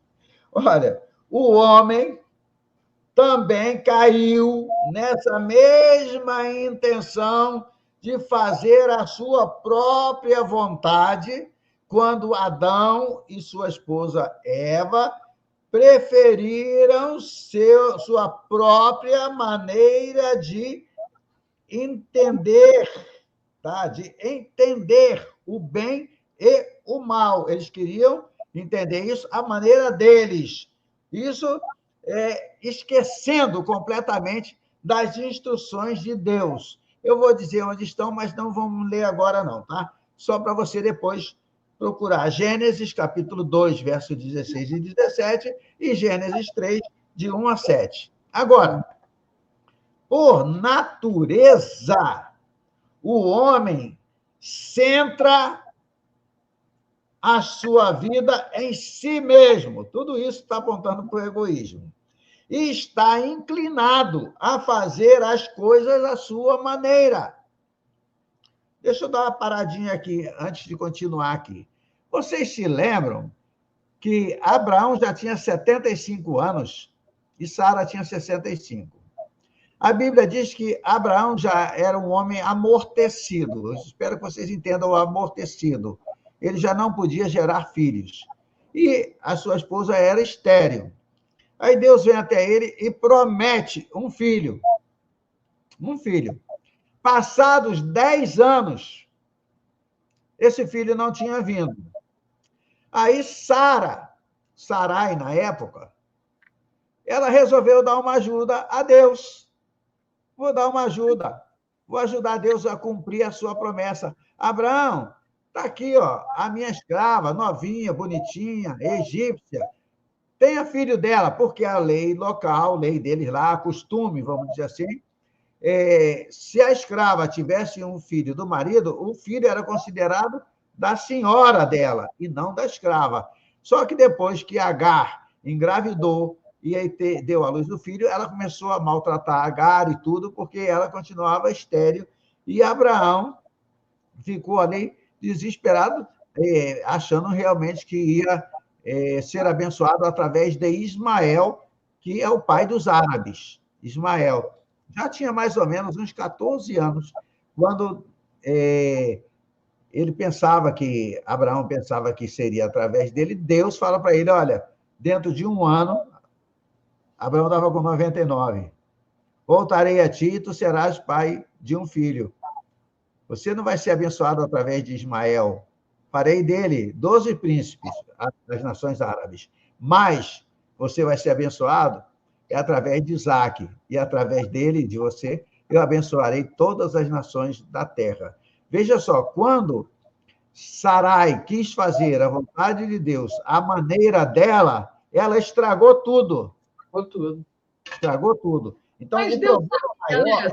Gente, eu acho que Deus sempre soube de tudo. Sabe, sempre soube. É porque o plano dele, Regina, eu creio que é muito grande para a gente, ser humano, entender. A gente pode entender um pouco, mas na sua plenitude vai ser muito difícil. Mas isso tudo mostra para nós o quê? Que nós estamos inclinados a fazer as coisas à nossa maneira. E nós estamos dispostos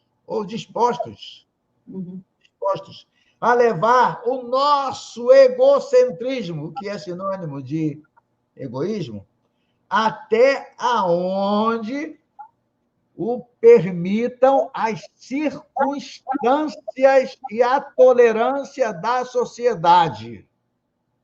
Por exemplo, esse mesmo lance que está acontecendo no Brasil. Enquanto a sociedade permitir, eles vão avançando.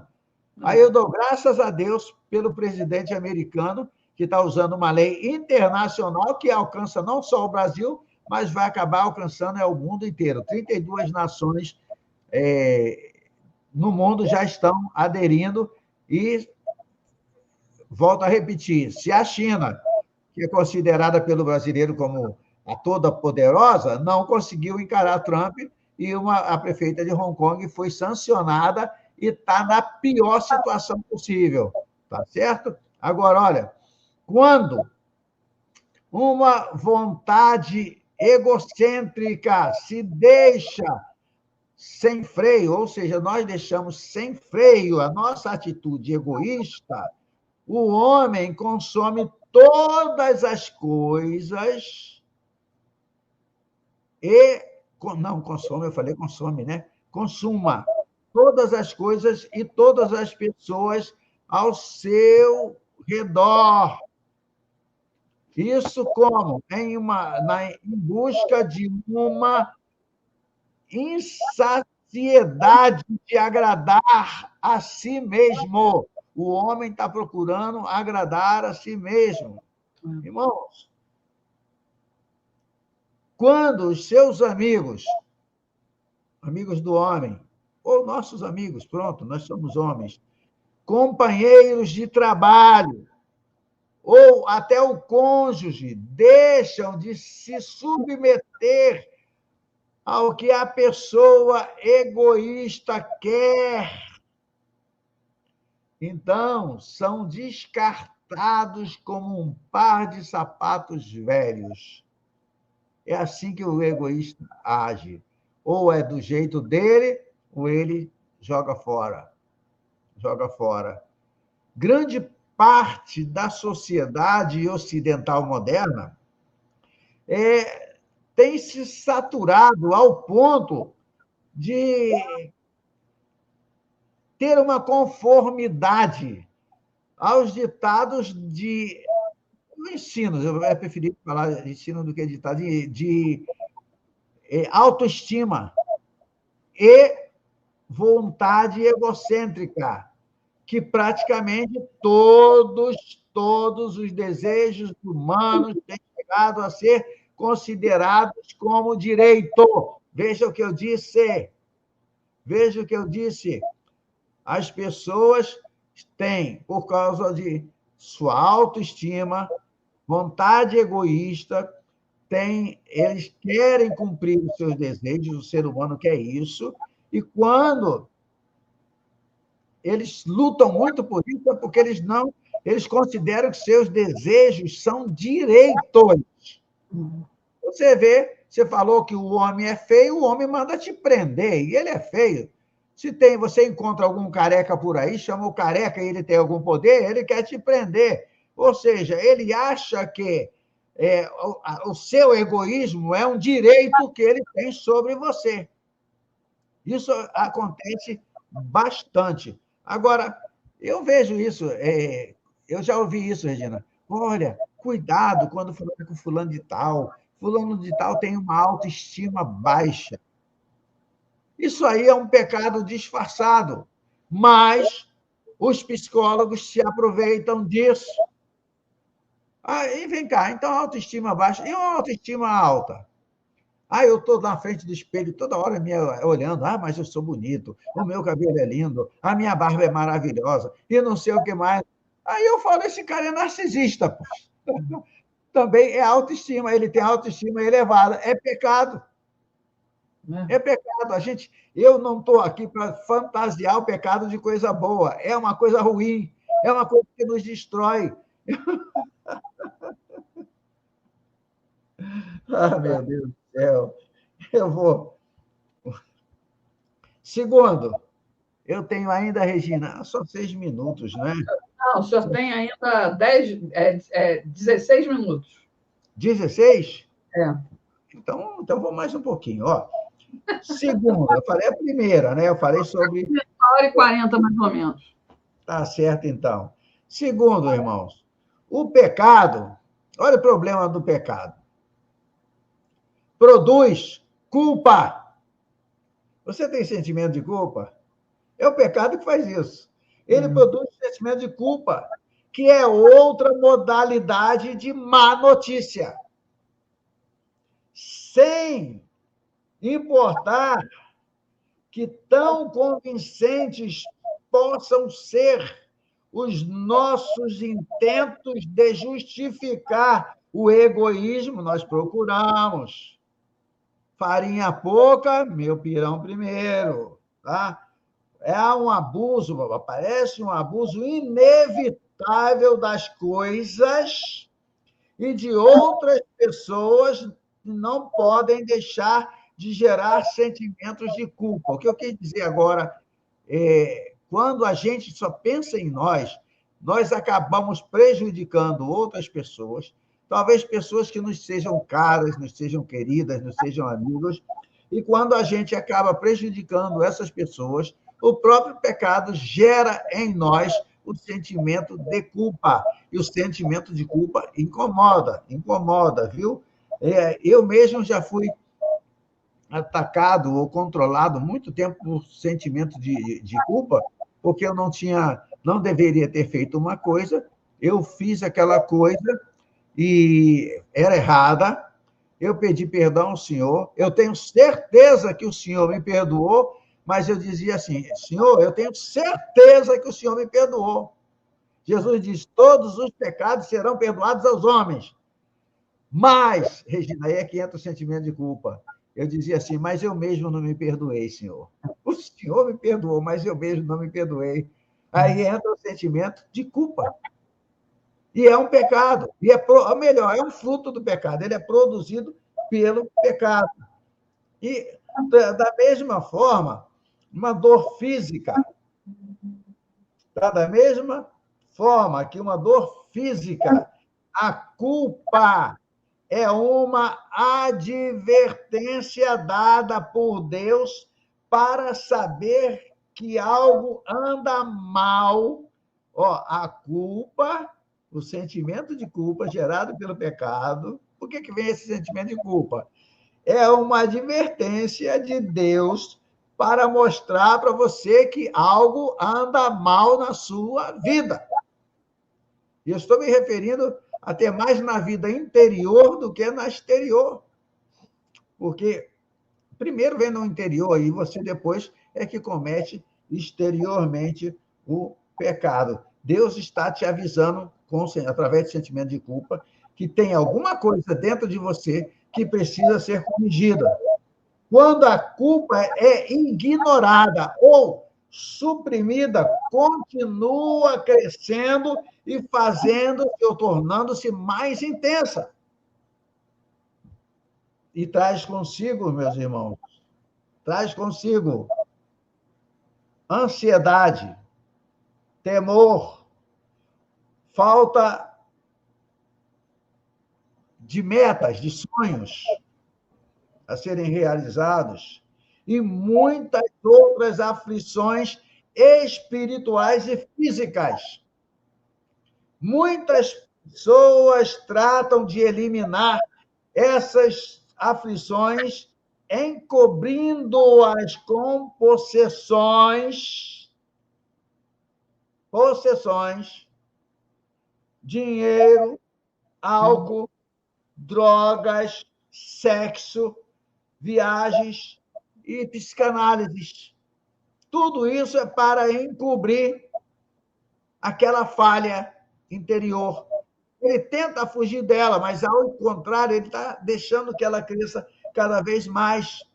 As pessoas tratam de acalentar a sua culpa, ou acalentar, sim, dando uma desculpa da sua culpa, culpando a sociedade, culpando os seus pais, culpando privações que passou enquanto era criança, né? E o ambiente que cresceram. Não é porque uma criança cresce numa favela que ele tem que se tornar um marginal.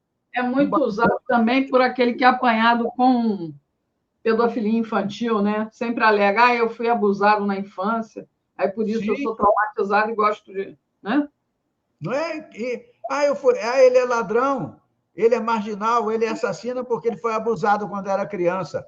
E quantos que nós sabemos, Regina, que tem por aí que sofreram abuso e são pessoas de bem hoje, são pessoas casadas, são pais e mães de família que passaram por tudo isso. Ah, meu pai era muito rigoroso. O meu era, Regina, meu pai era um cearense tremendo. Nós, na época, éramos 5.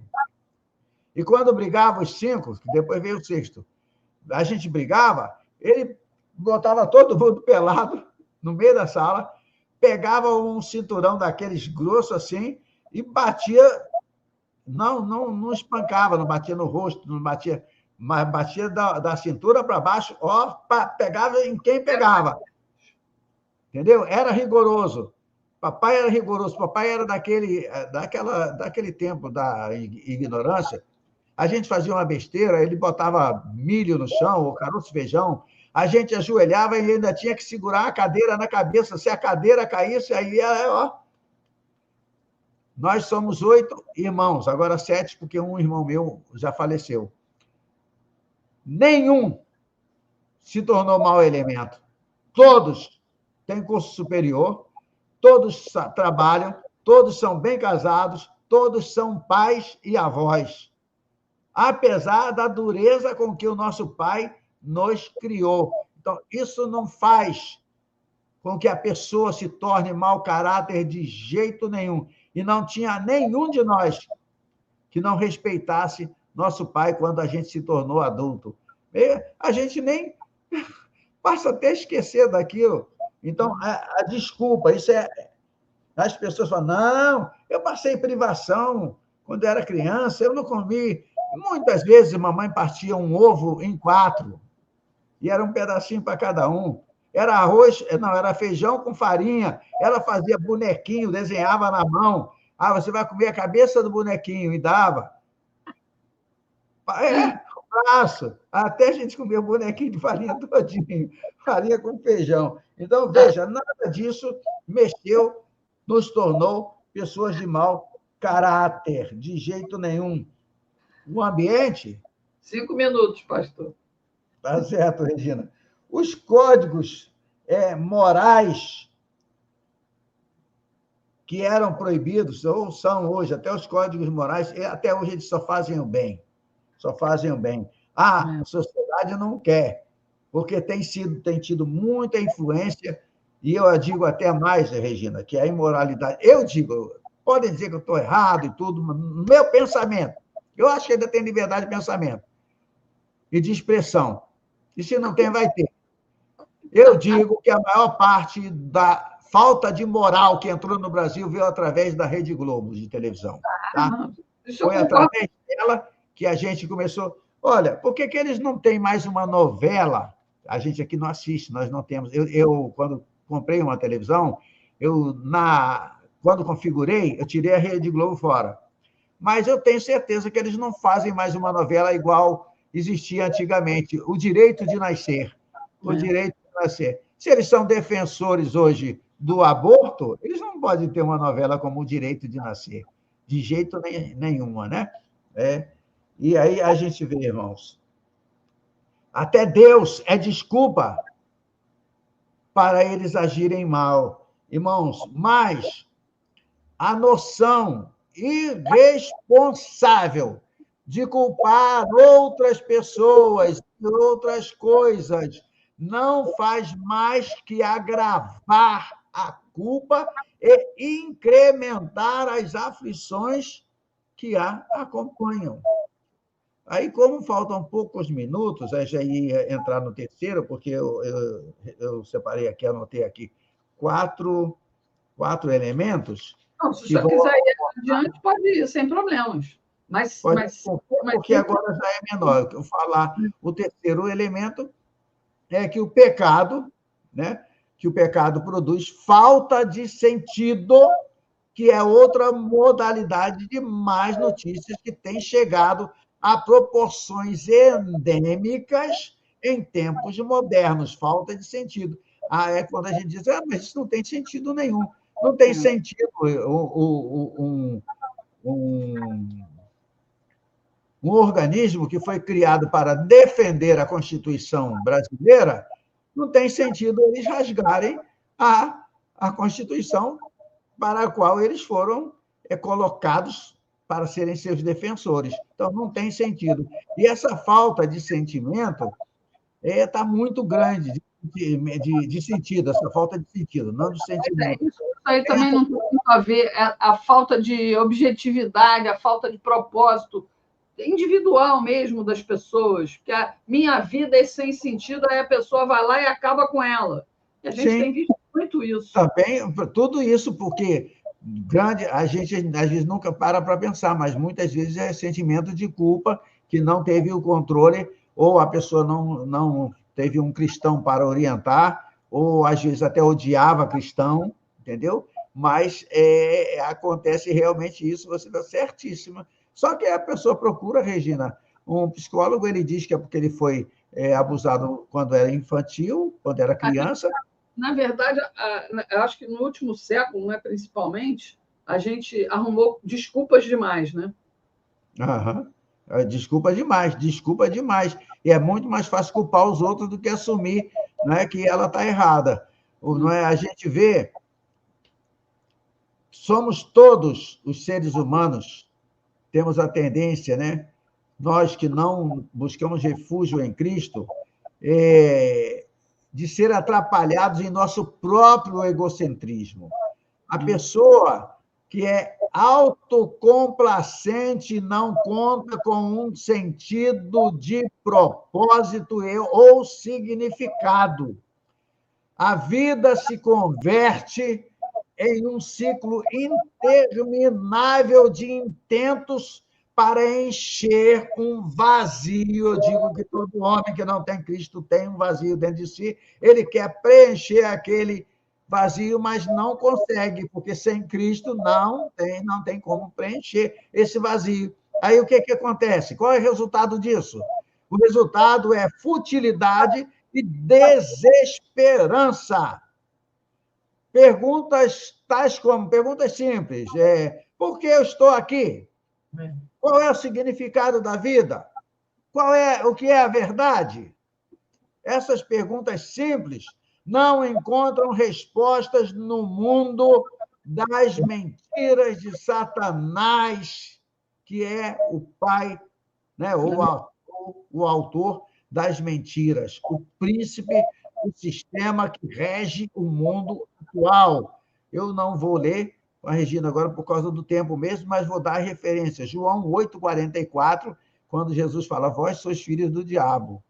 Tá? E 2 Coríntios 4,4, que diz que alguém vai se assentar no templo de Deus querendo parecer Deus. Em palavras... Não, vou pular aqui. O quarto elemento, na cadeia de más notícias que traz pecado, que traz o pecado, as más notícias que traz o pecado, é a falta de esperança. Regina, eu estou muito feliz porque o Brasil está nascendo de novo a esperança que estava esquecida.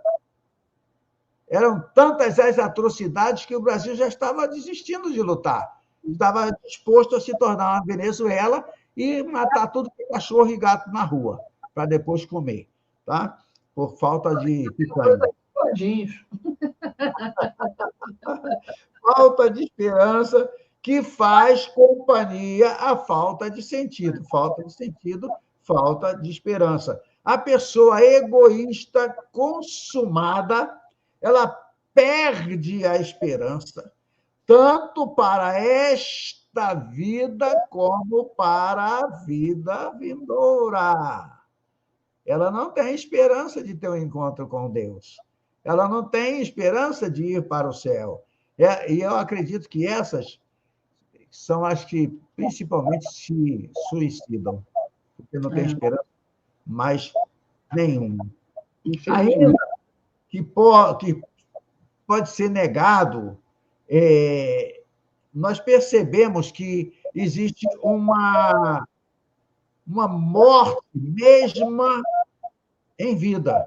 A pessoa está viva, está de pé, mas ela está interiormente está morto. E por que está morto? Porque, para o pecador que não tem esperança, meus irmãos, a morte se converte na pior notícia de todas. E todos os dias nascem milhões de bebês no mundo cheio de más notícias. E a causa do egoísmo sem limite, que enche a sociedade moderna a milhões de outros bebês que nem sequer lhes permite, que eu quero dizer, desistir. Existem milhões de outros bebês que não estão nem permitindo nascer por falta de esperança. Por que eu vou ter filhos se eu não vou poder criar? Por que eu vou ter... Aí isso faz com que as pessoas caminhem por um caminho totalmente errado. Mas a essência da carta de Paulo aos Romanos, para a gente concluir hoje, é que existe uma notícia, porque até agora eu falei de mais notícias, e a essência da carta de Paulo aos Romanos é que existe uma notícia que é verdadeiramente boa. De fato, irmãos, o apóstolo era um ministro de Jesus Cristo aos gentios, ou seja, às nações, ministrando ou pregando o evangelho de Deus. Isso ele vai falar, terminando lá a carta em Romanos 15, 16. Ele trazia as boas novas de que em Cristo o pecado pode e é pecado.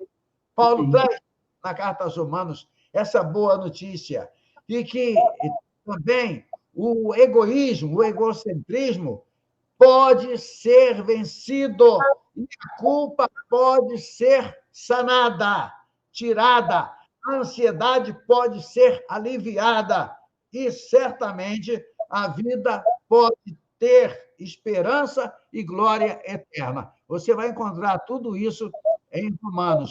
Hoje foi só o nosso prefácio. E eu só consegui usar 2 Bíblias, ainda falta a terceira. Mas nós vamos... Eu tenho certeza que você vai ficar satisfeito com esse estudo, viu? Deus abençoe. Exatamente isso que o senhor falou agora por último, né? A desesperança, a falta de esperança e a desesperança, que são a mesma coisa. A crise sanitária, a live de oração que eu faço no canal, ela veio em função disso, de tentar levar um pouco de alento e esperança para aqueles que achavam que todo mundo ia morrer. Ou seja, todo mundo com medo de morrer deixou de viver. Temos aí 2 anos, praticamente. E, por causa disso, as crianças foram prejudicadas, a economia foi prejudicada, porque as pessoas acataram cegamente a visão da ciência e da governabilidade, que queriam um controle social, porque foi um teste. E as pessoas se submeteram com a maior facilidade. Por quê? Porque falta... A minha visão... Foi por isso que o senhor sabe que eu criei a live, né, de oração. Porque eu vi esse... Por que você vai ter medo de morrer se você tem a oportunidade de amando a Cristo, confiando em Cristo, você ter a vida eterna e desfrutar com Ele? Pô, isso é um prêmio. Agora não, todo mundo ficou apavorado, se trancou. Teve gente que sai... eu vou dizer uma coisa aqui que é até rápida para não ocupar muito o seu tempo. O Paulo Gustavo e o companheiro dele, com os filhos que eles tiveram comprando uma gravidez, mudaram para o alto da Serra do Rio de Janeiro, numa fazenda que eles compraram lá, para se esconder e fugir da Covid. Eu não sei se o senhor sabe disso. A Preta Gil foi visitar e ela estava contaminada por Covid. Sim. E ela levou a Covid até ele. E aí ele ficou... Essa eu não sabia. Mas ela mesmo se culpava por conta disso, porque ela estava contaminada, estava com o vírus, mas estava assintomática. Sim. O cara foi lá se esconder, se esconder. A morte, quando tem que pegar, vai pegar. Vai. Não adianta você fugir, né? E aí, ela é outra pessoa que fez uma série de declarações aí infelizes, né? Inclusive chamando aquela bolsa de M, tem mais aqui morrer. Sim. Aquela bolsa de Sim. M era aquela Sim. bolsa que o presidente Bolsonaro usava enquanto estava colostomizado. E como é que ela não sabia que o que vai e volta, né? Entendeu? Então, a gente não tem escapatória, mas tem um momento, eu não interrompi, que o senhor falou aí que sem Deus A não dá. esperança. Eu lembrei da musiquinha, né? Não dá, sem Jesus não dá. Não dá. Não dá, sem Jesus não dá para ser feliz. Dá Bom, nada. enfim, primeira aula aí. Eu não sei se semana que vem o senhor vai ler o capítulo, né? Você vai pedir para a gente ler. Vamos sim, Regina. Hoje foi só a introdução. Aí, na semana que vem, eu vou falar mais um pouquinho sobre a divisão, já para o pessoal entender conforme a gente for lendo. E aí nós já vamos começar a ler e comentar, tá? Sim. Bom, só explicando aqui para o pessoal que a gente está exibindo essa live no sábado, porque amanhã, domingo, tem a manifestação e a gente espera que todo brasileiro que recuperou a esperança num país livre vá para a rua para dizer que nós queremos que o país tenha liberdade, não tenha déspota nenhum, tirano nenhum, impedindo que a gente fale o que a gente pensa, o que a gente sente, o que a gente quer para o nosso futuro. Então, se você quer viver num Brasil livre, onde se respeitem as leis, você precisa dizer isso nas ruas, pacificamente, vestindo a sua camisa amarela, verde, enfim. Mas vá para a rua. Mas se você está satisfeito e quer comer o seu gato ou o seu cachorro no futuro, continue onde você está. Eu vou pedir para o pastor Aragão, deixa eu só lembrar uma coisa a vocês. Essa live foi gravada na noite de sexta-feira, porque o pastor Aragão trabalha na igreja dele aos sábados. E eu falei para ele que eu precisava ir cobrir o evento de domingo. Então, ele gravou comigo, porque as pessoas ficam decepcionadas, achando que a live foi gravada. Eu vou dizer agora, porque eu não gosto de trabalhar na mentira. Algumas vezes eu já gravei lives, porque eu tinha alguma coisa para fazer e não disse. Porque a gente pode agir naturalmente. As pessoas gravam os vídeos e não tem problema nenhum, não mudou nada. A gente até aproveitou um pouco e esticou um pouco mais. Né? Mas só para vocês saberem, essa live foi gravada na noite de sexta-feira, está sendo exibida neste sábado, e amanhã vá para a rua. Pastor, por favor, abençoe a nossa semana, que vai começar no domingo. E os irmãos acredito que entenderam que hoje foi só o prefácio, né? Vamos orar. Senhor, nosso Deus, nosso Pai, nós estamos na Tua presença. Os Teus filhos não perderam a esperança. E, Senhor, eu creio que em todo o Brasil as pessoas irão para a rua. Ninguém gosta de ser escravo. E nós, brasileiros, que havíamos perdido a esperança, em nossa grande maioria, começamos a ser despertados, porque quando começam a aparecer líderes aqui e ali, porque sempre tem uma liderança, mesmo que ela não apareça visivelmente perante os ditadores, para não serem massacrados, o povo se contagia com essa esperança, o povo se contagia quando vê alegria, quando vê coragem, quando vê famílias inteiras com crianças, mesmo sabendo o que aconteceu no 8 de janeiro, porque todo o Brasil sabe que ali foi uma covardia. Qualquer pessoa que tenha o mínimo de inteligência sabe que aquilo foi forjado e que não se faz uma revolução sem armas, sem canhões, sem violência, sem mortes. Como houve a Guerra da Secessão nos Estados Unidos, que mais de 200 mil americanos morreram lutando americanos contra americanos por causa da escravidão.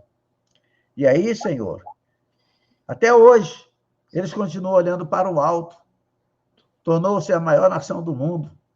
E a minha esperança é que o Brasil venha a se tornar a maior nação do mundo ainda. Que o Brasil seja uma nação abençoada por Deus, por estar abençoando Israel e não amaldiçoando. E cada irmão que está aqui comigo e com a Regina, eu sei o pensamento deles, porque eles falam conosco, que tenham uma semana muito abençoada, que possam fazer as suas manifestações pacíficas em segurança total, porque nós sabemos que essa segurança só pode vir de ti. Não confiamos em homens, não clamamos por SOS, Forças Armadas, mas sim, ajuda-nos, Senhor. Lembrando, Senhor, de Elias, que quando Acabe mandou o capitão com seus 50 soldados, e o capitão disse: desce daí, homem de Deus. E Elias respondeu: se eu sou homem de Deus, caia fogo do céu e consuma a ti e aos teus 50 soldados. Isso aconteceu na mesma hora.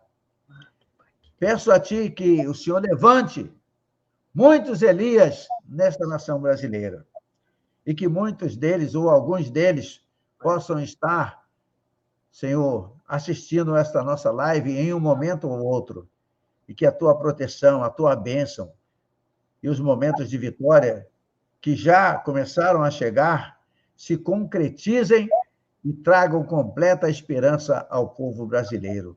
Eu te rogo saúde para aqueles que estão enfermos, eu te rogo coragem para aqueles que têm medo, e ter medo é normal, mas a coragem é que nos faz enfrentar o medo. Então, Senhor, que todos levantem a cabeça, peguem a sua bandeira e vão abençoados fazer a sua movimentação, dizer o que querem. E agora todos têm um objetivo comum. Eu te peço que esse objetivo tenha sido gravado por ti em nossos corações, em nome de Jesus. Amém e amém. Amém. Valeu, pastor Aragão. Domingo que vem a gente está de volta. No mesmo bate-horário, no mesmo bate-canal. Tá certo? Tá certo. Deus abençoe a todos vocês, viu? Amanhã, aqui em Fortaleza, na Praça Portugal. Beijo grande, pessoal. Tchau.